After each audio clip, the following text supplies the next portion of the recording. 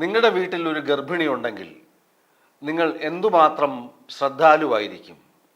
അല്ലെങ്കിൽ ഒരു പെൺകുട്ടി ഗർഭിണിയാകുമ്പോൾ ആ പെൺകുട്ടിക്കുണ്ടാകുന്ന മാറ്റങ്ങൾ എത്രമാത്രം ശ്രദ്ധയോടുകൂടിയായിരിക്കും വീട്ടിലുള്ള മറ്റുള്ളവർ നോക്കിക്കാണുന്നത്?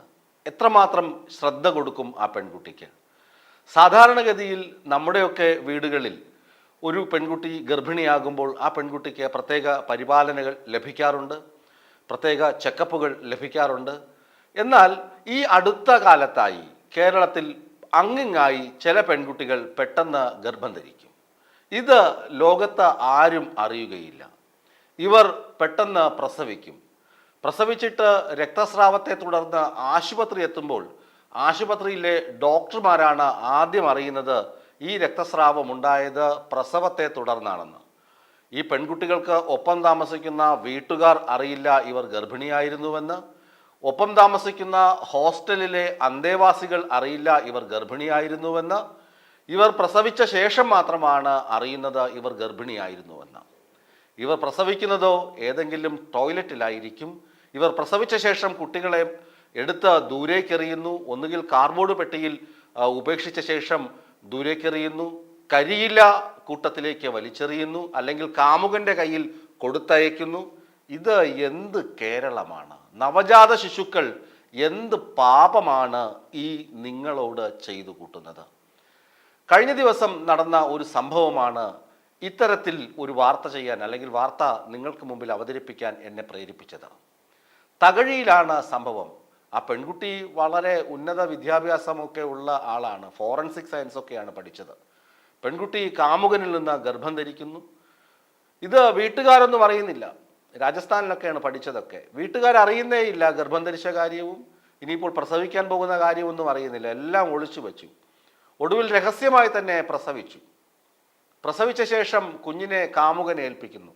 കാമുകൻ അത് ആലപ്പുഴയുള്ള അമ്മത്തൊട്ടിലിൽ ഉപേക്ഷിക്കാൻ കൊണ്ടുപോവുകയാണ് എന്ന് പറഞ്ഞ ശേഷം അയാളുടെ വേറൊരു സുഹൃത്തിൻ്റെ സഹായത്തോടു കൂടി തകഴിയിലെ ഒരു വയലിലെ പുറംബണ്ടിൽ കൊണ്ട് മറവ് ചെയ്യുന്നു.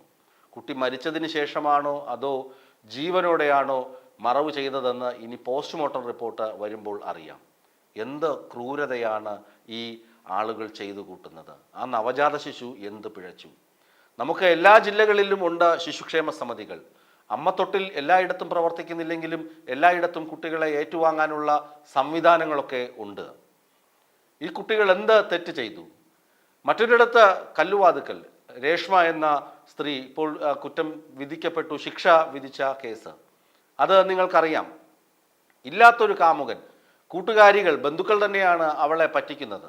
പറ്റിച്ചിട്ട് എന്താണ്, പ്രസവിച്ച കുട്ടിയെ ഉപേക്ഷിക്കണമെന്ന് പറഞ്ഞപ്പോൾ കണ്ണും വായുമൊക്കെ പൊത്തിപ്പിടിച്ച് അതിനെ എടുത്ത് കരിയില കൂമ്പാരത്തിലേക്ക് വലിച്ചെറിയുന്നു. ഉറുമ്പ് കടിച്ച് ആ കുഞ്ഞു മരിക്കുന്നു.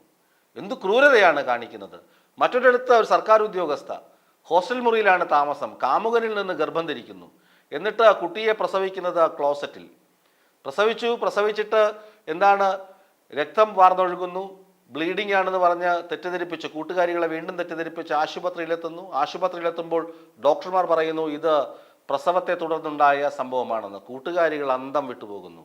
ഇവളാണല്ലോ ഇത്രയും കാലം ഈ ഗർഭം ഒളിപ്പിച്ചു വെച്ച് തങ്ങൾക്കൊപ്പം താമസിച്ചതെന്ന്. ഇതെന്ത് സംഭവമാണ്? നമുക്ക് എന്തൊക്കെയാണ് കേരളത്തിൽ നടക്കുന്നത്? ഇതെങ്ങനെ ഒളിപ്പിച്ചു വെക്കാൻ കഴിയുന്നു എന്നുള്ളതാണ്.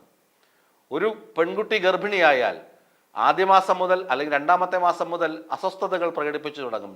ഛർദിൽ ഉണ്ടാകും. ചിലർക്കൊക്കെ അതിഭീകരമായ ഛർദിലായിരിക്കും. വയറ് വീർത്തു വരും. ഇത് അങ്ങനെയൊന്നുമില്ലാത്ത ഗർഭങ്ങളോ? ഇതൊക്കെ ദിവ്യ ഗർഭങ്ങളാണോ എന്ന് സംശയിക്കേണ്ടിയിരിക്കുന്നു. ആരും അറിയാത്ത ഗർഭങ്ങൾ.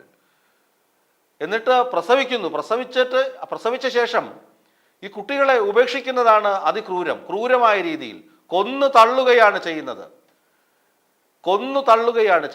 ഇതിനൊക്കെ വധശിക്ഷയാണ് ഏറ്റവും നല്ലത്. മനുഷ്യത്വം തൊട്ടു തീണ്ടാത്ത കേസുകളാണ് ഇതൊക്കെ. മനുഷ്യത്വം എന്ന് പറയുന്ന സംഭവം ഇതിനകത്തില്ല. ഇത് മനുഷ്യത്വം പോയിട്ട് മൃഗീയത എന്നൊന്നും പറയാൻ പറ്റില്ല. മൃഗങ്ങൾ ഇങ്ങനെയൊന്നും ചെയ്യില്ല. മൃഗങ്ങൾ കണ്ടിട്ടില്ലേ? പട്ടി, അതായത് നായ പൂച്ചക്കുഞ്ഞുങ്ങൾക്ക് പാല് കൊടുക്കുന്ന കണ്ടിട്ടില്ലേ? വന്യമൃഗങ്ങൾ ശ്രദ്ധിച്ചിട്ടുണ്ടോ? ഈ കഴിഞ്ഞ ദിവസം ഒരു വീഡിയോ വാർത്ത വൈറലായിരുന്നു. പശുവിനെ കാണാൻ വേണ്ടി പുലി നാട്ടിൽ വരുന്ന വാർത്ത ശ്രദ്ധിച്ചിരുന്നോ? 10-20 ദിവസം, അതായത് മാസങ്ങളുടെ ഇടവേളയിൽ പുലി രാത്രികാലങ്ങളിൽ തൊഴുത്തിൽ വരുന്നു. എന്തിനാണെന്ന് ആർക്കും അറിയില്ല. വനപാലകർ കാത്തിരുന്നു. വരുന്നു, പശുത്തൊഴുത്തിൽ വരുന്നു, പശുവിനൊപ്പം കിടന്ന് ഉറങ്ങുന്നു, അതിനുശേഷം തിരിച്ചു പോകുന്നു. പശുവിനെ ഉപദ്രവിക്കുന്നില്ല, തൊഴുത്തിലുള്ള മറ്റ് കന്നുകാലികളെ ഈ പുലി ഉപദ്രവിക്കുന്നില്ല, തിരികെ പോകുന്നു. എന്തിനാണ് എന്ന് ആർക്കും അറിയില്ല. ഒരു പക്ഷേ എങ്കിൽ ആ പുലിയുടെ അമ്മ മരിച്ചു പോയിട്ടുണ്ടാകണം. അപ്പോൾ ആ മാതൃസ്നേഹം ലഭിക്കാനായിരിക്കാം വന്നതെന്ന് വനപാലകർ പറയുന്നു. ഇങ്ങനെയാണ് മൃഗങ്ങളുടെ ഇടയിൽ നടക്കുന്നത്. മൃഗങ്ങളുടെ ഇടയിൽ നടക്കുന്നത് നായ പൂച്ചയ്ക്ക് പാല് കൊടുക്കുന്നു, പുലി മാതൃസ്നേഹം തേടി പശുവിൻ്റെ മടയിൽ വരുന്നു, പശുവിനൊപ്പം കിടക്കുന്നു.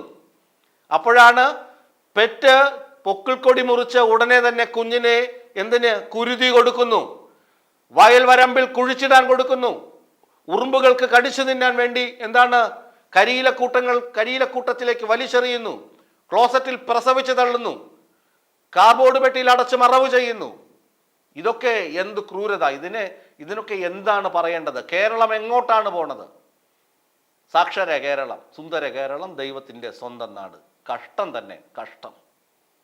ഈ വീഡിയോ നിങ്ങൾക്ക് ഇഷ്ടമായാൽ ലൈക്ക് ചെയ്യുക. കൂടുതൽ വീഡിയോകൾക്കായി യോഗനാഥം ന്യൂസ് ചാനൽ സബ്സ്ക്രൈബ് ചെയ്യുക.